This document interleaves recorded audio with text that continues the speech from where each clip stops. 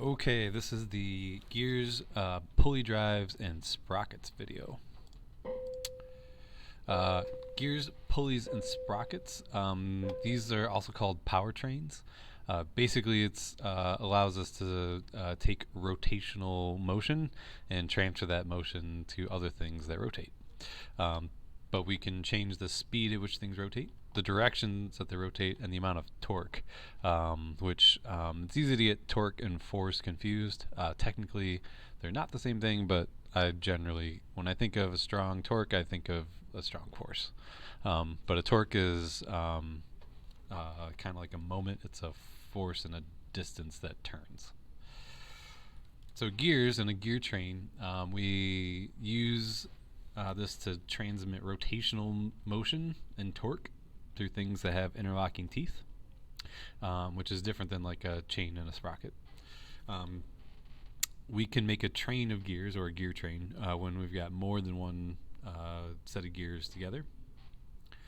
The driver is the one that is causing the motion. So in an engine, the thing that the pistons are attached to, that the gear that drives everything else, that's called the driver. And then motion is transferred to the other gears from the driver. So here we have two gears, and if they fit together, then we call them mating gears. If they're right next to each other, they're going to turn in opposite directions. Um, if you have three gears in a row, then the one in the middle is referred to as an idler gear. It allows the driver and the last driven gear to rotate in the same direction. And anytime we want gears to fit, they have to have the same size teeth, the same pitch, and the same number of teeth. If they don't, or I'm sorry, not the same number, but like the same distance between the teeth. If they don't, they won't fit. We can put two gears on the same axle. So you can see the yellow and the blue gear are attached to each other. So if they're on the same shaft or the same axle, then they have the same RPMs. But if the red gear were attached to the blue one or the yellow one, it would not spin in the same speed. It would have a different RPM if it were attached to the yellow one as opposed to the blue one.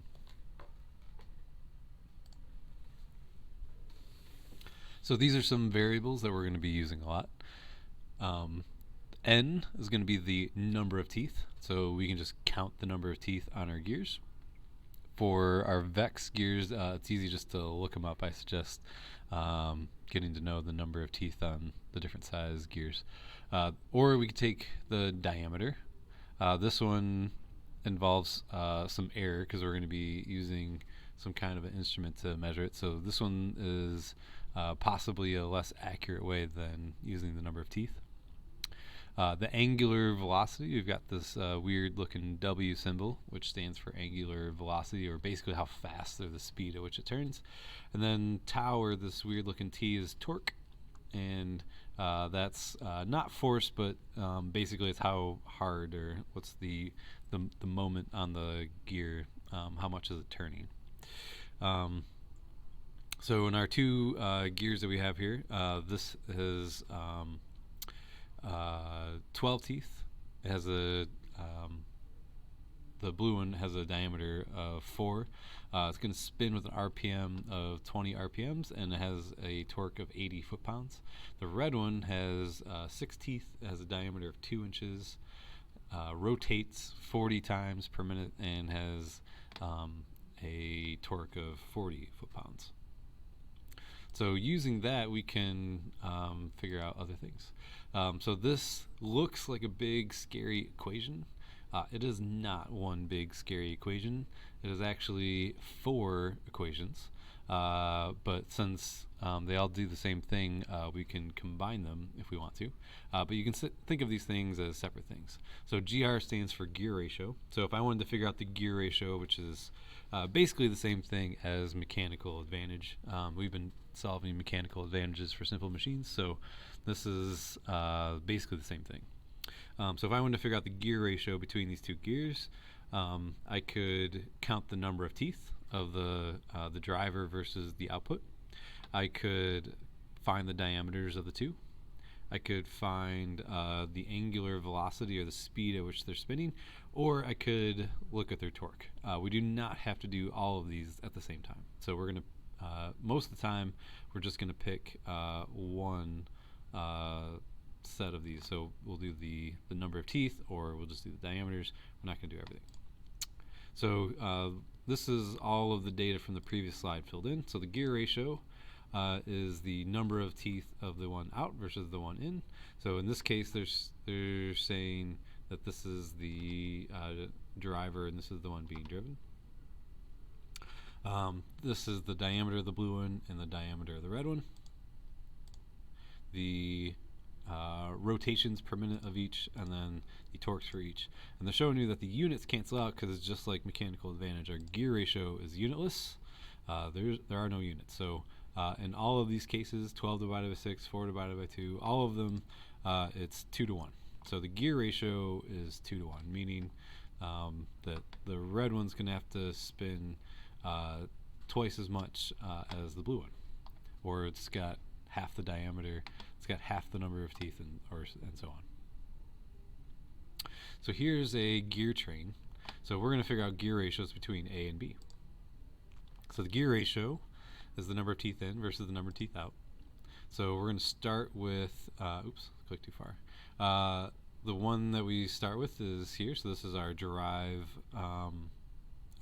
gear. So that one has 20 teeth. The out gear has 12 teeth. So it's going to be 12 to 20, or 0.6 to 1. 0.6 to 1. From B to C, we're going to set up the same way. We've got, now this one becomes our in, and the red one becomes our out. So this one has 12 teeth, and this one's got 5, so it's going to be 5 over 12. And then for C to D, so now this one becomes our in, and this becomes out. The force is going out on this one, so it's now 5 to 20, or 4 to 1. So we can figure out the gear ratio of the entire thing by multiplying them all together. So from A to B was 0.6, from B to C was 0.42, and from C to D was 4. So we multiply those together, and we get 1 to 1. And if we just, let's say we forgot gears B and C, and we just figured out the gear ratio between A and D, the number of gears in is, or teeth in is 20, and teeth out is 20, so it's 1 to 1. Which gives us a little fact that idler gears, so A is our driving gear and D is our final output gear. It doesn't really matter what's in between. So any gears in between our driver and our idler don't do anything other than possibly change the direction that the gears are spinning. It doesn't, basically the idler gears don't do anything.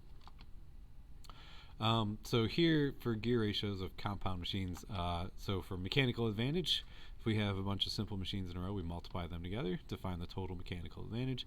We do the same thing for gear ratio. So Project Lead the Way wants us to separate mechanical advantage and gear ratio because technically they're not the same thing. I think for our purposes, I'm okay if we want to just think of them as basically the same thing. I won't mark you down if you don't distinguish between the two. So here is a compound machine. We have 3 simple machines. We have a wheel and axle, and so we have a long bar attached to our wheel here. So think of, even though this isn't a complete wheel, if this were to spin all the way around, it's essentially making the shape of a wheel, and then this would be our axle. You can think of it as kind of like a lever too, but it's spinning all the way around, so it's a wheel and axle. Then we've got a gear train because we have a one gear attached to another gear, and then we've got the same thing that we started with, another wheel and axle. So we have a simple machine, a gear train, and then another simple machine. We've got 3 mechanisms in a row. So the mechanical advantage of the first one, it's the effort distance, so it's 4 inches, over the resistance distance, which is the radius of our gear. So this is what we're spinning, and this is what we're getting out of it, is the radius of the pink gear. For the gear train, it's the number of teeth in versus the number of teeth out. So the pink one is the in, and the blue one is the out. So if you counted them, there'd be 60, and then there'd be 24 here. And then for the last one, our effort distance is the diameter of the blue guy, which is 0.6, and then our resistance distance, what we get out of it, is the diameter from here to the end, which is 4. So we've got a mechanical advantage for the last thing of 0.15. So technically the correct way to do this is we need to separate the mechanical advantages.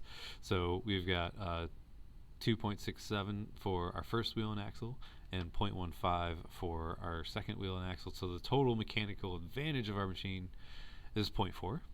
But that doesn't take into account the gears, because technically we're not supposed to put those together. So the gear ratio is 0.4.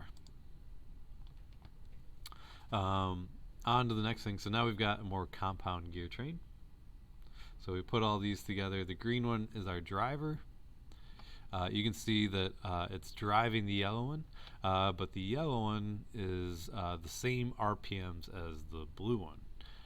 So there's a way to take into account that they're traveling the same RPM. So if we do the gear ratio between A and B, we could count the number of teeth, which there's 10 and 40. So in is 10 and out is 40, so that gives us a 4 to 1. Gear ratio between C and D from here to here is 20 to 50. So there we go. And then since these are traveling at the same RPM, there is no mechanical advantage or change in gear ratio. So we'll just skip over that one entirely. So it's 4 times 2.5. And so this is the gear ratio of our entire thing. For a belt and pulley or a gear and sprocket, we can use other parts of that formula. So we could use our distance, our angular momentum, or our torque. So in this case, we've got our diameters, which is 6 and 2. We've got our angular velocity, which is 30 RPMs and 10 RPMs, and then our torque, which is 55 foot-pounds and 18 foot-pounds. We could use any one of those to get us our mechanical advantage, or really our gear ratio. And a chain and sprocket is exactly the same as a what we had in the previous thing with the belt and pulley. The only difference is there's obviously a chain, and then there's little grooves here to ensure that it doesn't slip. But it's calculated the exact same way. Although this one has the advantage, we can use teeth because belts and pulleys, the pulleys don't have teeth at all, so we're limited to using the other three, whereas the chain and sprocket also has teeth. So here is a comparison between pulleys and sprockets. So pulleys use a belt, where sprockets use a chain. Advantages: pulleys are quieter, and they require no lubrication, and they're cheaper. And in sprockets, they have the advantage of not slipping, and they're much stronger. For pulleys, the disadvantage is because there's no teeth, they can slip, and because sprockets are made out of metal teeth, that usually means there's higher cost, and it needs to be oiled. So in car engines, there's a lot of car engines where the inside of it uses a pulley, which makes the car engine a lot cheaper, but also is more prone to braking, which means that there's more cost for maintenance. For cars that have chain and sprockets that drive their engine, you never need to replace the chain and sprocket, so even though the engines are more expensive, you save in the long run with maintenance. So there's advantages and disadvantages, so you have to weigh them based on what your needs are. And that is it.